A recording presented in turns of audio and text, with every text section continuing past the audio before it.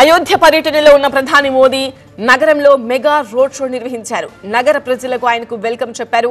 ధరంపథ్ నుంచి Ayodhya railway station వరకు ఆయన ర్యాలీలో పాల్గొన్నారు. 15 కిలోమీటర్ల దూరం ఆయన రోడ్ షో చేపట్టారు. దారి పొడవునా ప్రధానికి ప్రజలు సాదర స్వాగతం పలికారు.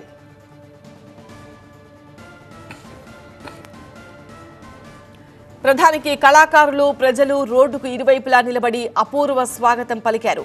పూల వర్షం కురిపిస్తూ ప్రధాని మోదీకి స్వాగతం పలికారు. అయోధ్య నగరానికి 15 కిలోమీటర్ల దూరాన ఉన్న ఎయిర్పోర్ట్ నుంచి రైల్వే స్టేషన్కు వెళ్లే మార్గం పొడవునా 40 వేదికలపై 1400 మంది కళాకారుల సాంస్కృతిక కళల ప్రదర్శన ప్రత్యేక ఆకర్షణగా నిలిచింది.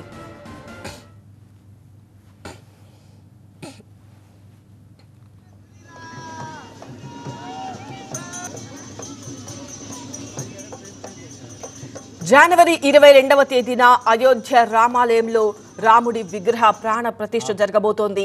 ఆ సుముహూర్తం కన్నా ముందే అయోధ్య పూర్తిగా సన్నద్ధంగా ఉంది. దేశవ్యాప్తంగా ఉన్న వివిధ ప్రయాణికులను అయోధ్యకు చేర్చే ఆ మార్గాలన్నీ కూడా సుగమమైపోయాయి. ప్రధాని మోదీ ఆధునీకరించిన రైల్వే స్టేషన్ను ప్రారంభించారు. అయోధ్య ధామ్గా పిలిచే ఈ రైల్వే స్టేషన్ను ప్రధాని మోదీ జెండా ఊపి ప్రారంభించారు. దాంతోపాటుగా అమృత్ భారత్ ఎక్స్ప్రెస్ రైళ్లను, అలాగే వందే భారత్ ఎక్స్ప్రెస్ రైళ్లను కూడా ప్రధాని మోదీ జెండా ఊపి ప్రారంభించారు. ఎయిర్పోర్ట్లో ల్యాండ్ అయిన తర్వాత ప్రధాని మోదీ రైల్వే స్టేషన్కు చేరుకునే 15 కిలోమీటర్ల దూరం ఏదైతే ఉందో ఆ మొత్తం కూడా రోడ్డు మార్గం ద్వారా ర్యాలీగానే వచ్చారు ప్రధాని మోదీ. ఆ 15 కిలోమీటర్ల దారి పొడవునా కూడా అయోధ్య ప్రజలు, ప్రధాని మోదీ అభిమానులు రోడ్డుకు ఇరువైపులా నిలబడి ఆయనకు అపూర్వంగా సాదర స్వాగతం పలికారు.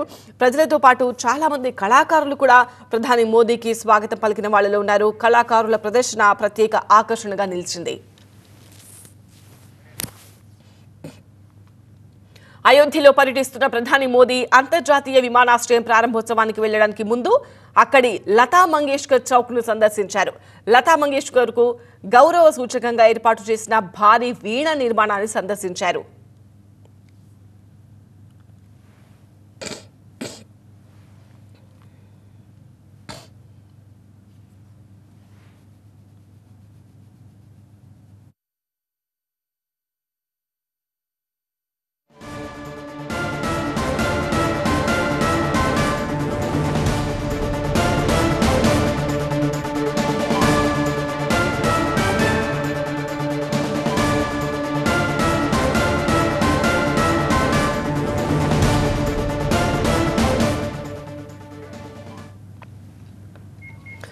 అయోధ్యలో ప్రధాని మోదీ పర్యటన మనం చూస్తున్నాం.